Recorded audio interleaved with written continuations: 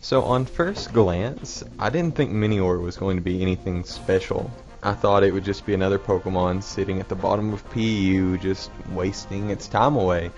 But this thing is going to be very important to the metagame in Generation 7. And that's because it's very versatile, and its ability is one of the most useful abilities when it comes to what type of Pokemon this is as a setup sweeper. So the stats on the side might be a little hard to read, but if you look at just the colored thick lines, those are it in its defensive form, and the black thin lines are it in its offensive form. So, for example, its defensive form is base 60 HP, attack, special attack, and speed, and base 100 of both defenses.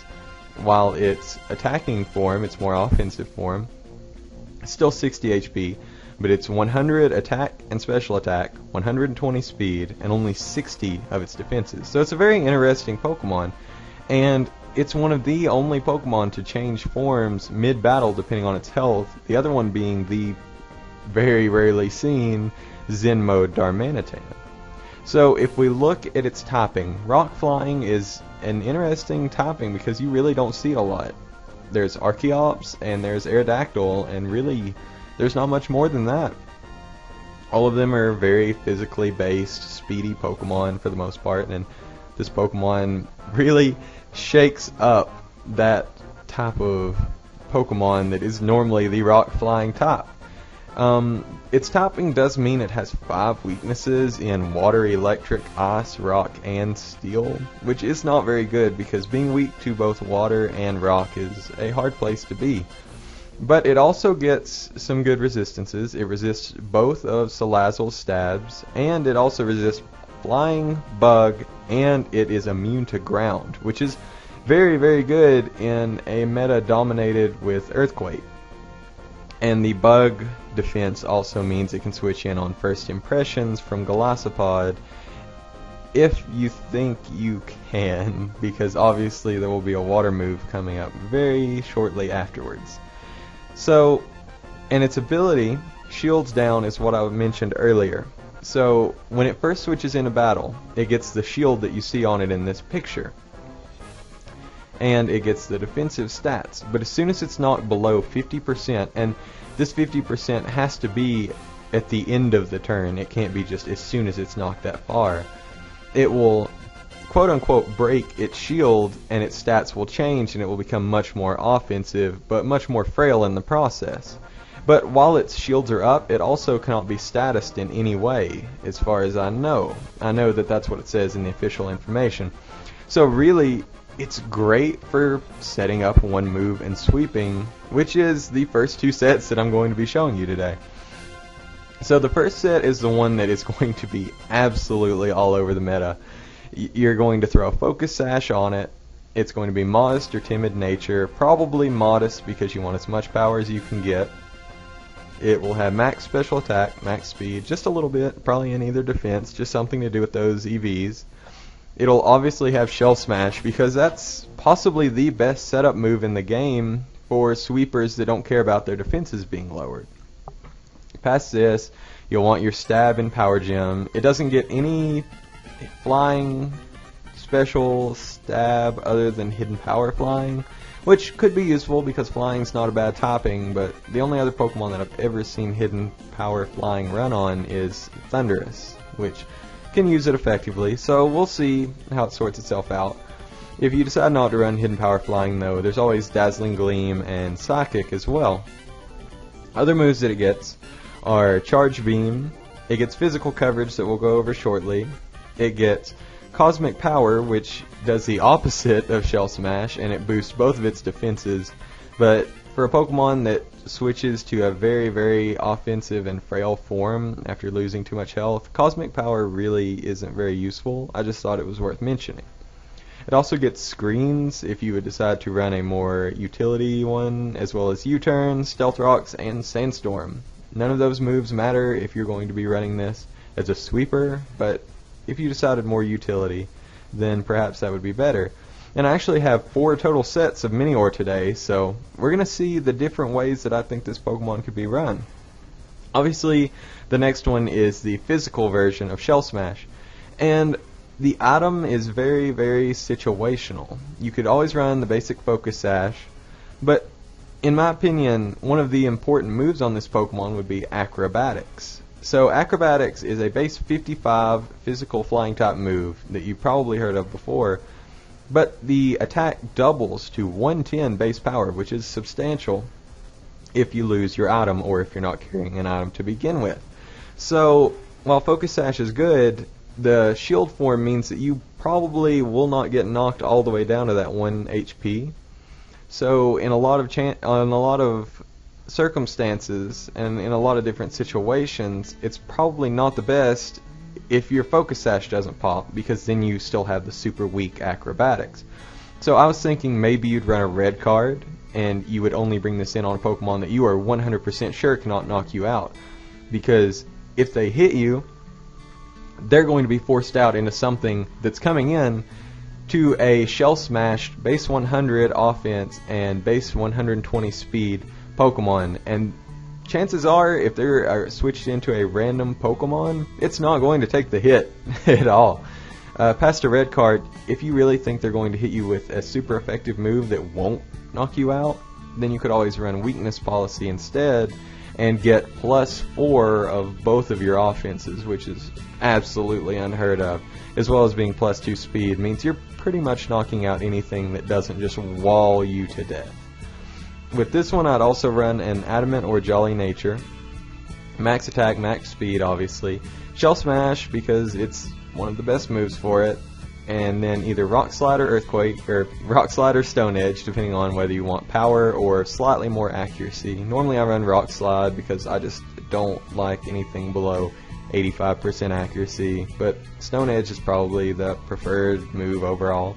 Like I mentioned earlier, Acrobatics would be a great second stab move for it, but if you just think the item, getting rid of it, would not work out, or it's just far too situational for you, then Earthquake is always a viable option. If you ran Acrobatics, Earthquake is obviously the best thing to round out your moveset, and if you ran Earthquake, then honestly Explosion is probably your best bet after that. When you know that you're about to lose your Minior, or you just need to get as much damage off on something as possible, or if you've got your opponent down to their last Pokemon and you're going to win the match regardless, just explode. It's pretty hilarious, and it would be great to watch this little meteor just blow up. But these are the 2 basic sets for this Pokemon, so of course I tried to give you something that's not going to be used hardly any, but I think that they have a chance. So the first one is just Bulky. Like I mentioned earlier, the Shields Down ability only activates if you are less than 50% at the end of the turn. So that's after any HP recovery goes on or anything like that. So if you run a Citrus Berry, something knocks you down to 40%, then you eat the Citrus Berry and you're brought back up above that 50% line and you don't lose your shields. Otherwise, you could also run Leftovers just to get a little bit of health every turn and perhaps get you over that line once if it comes down to it and you switch in on something that you absolutely wall to death. From there, you could run Careful or Impish Nature. Really, you just need your physical offense to not be hindered, so it's best to reduce your special attack, which is what both of those natures do. I put max HP almost, but enough to switch in 5 times on Stealth Rocks. Max special defense, because more of the moves that are super effective on you are going to be specially offensive moves, like Volt Switch or Ice Beam. And then just a little bit in speed, just because there are a ton of 60 base speed Pokemon in Gen 7 and in the meta in general, and most of them don't run any speed, so if you even have those 8 speed EVs, then you're more than likely going to outspeed most of the Pokemon in that speed tier. So running Stealth Rocks would be very handy because obviously they're one of the most common moves in singles.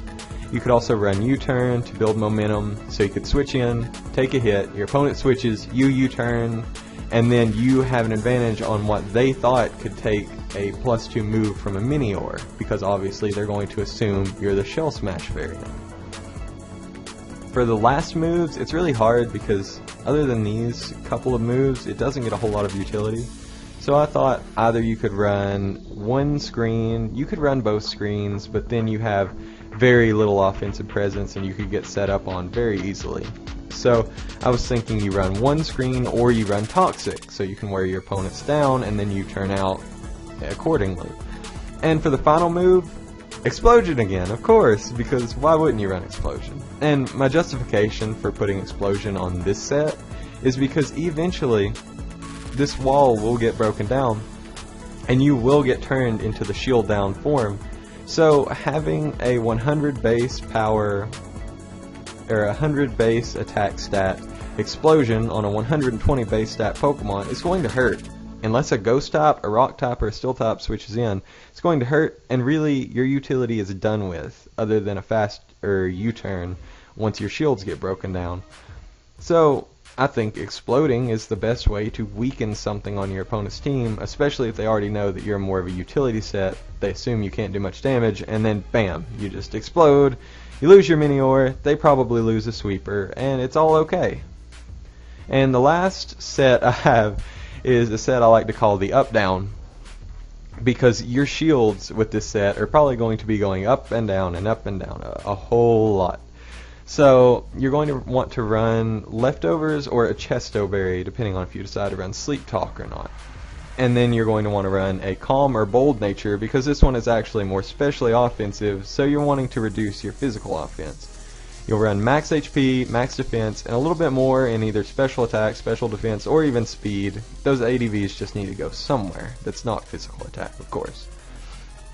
Your main moves will be some combination of Charge Beam, Calm Mind, and Power Gem. So you're going to want to get damage on your opponent, and you're going to want to gain stats in some way, as most Rest Sleep Talk Pokemon are. If you're any bit knowledgeable about Crocoon, the most common Suicune set, it runs Scald, Rest, Sleep Talk, and Calm Mind. So even when it's asleep, it can either build stats or deal damage. And so that's the idea behind this. Either you run Charge Beam and Power Gem.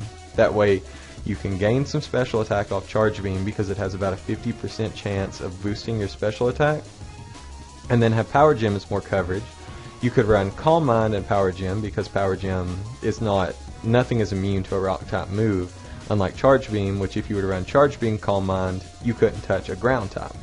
So really I think Power Gem is very important on this set. From there you could run either Calm Mind or Charge Beam.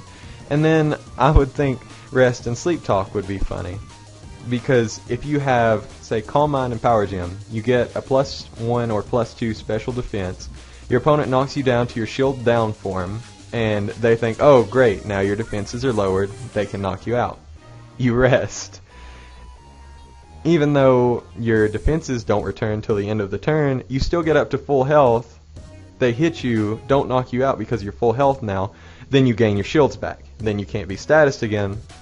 Then you can Sleep Talk and gain either another Calm Mind, you can do more damage, and it's just really funny because I'm sure it would be the most annoying thing to deal with, just because your shields are constantly up and down and you're fast and you're bulky and you're just so hard to deal with. And even though this set will probably never be viable in any meta ever, I'm going to run it at least once just to see how it fares and just to see if I can, like I've said before, catch someone off guard.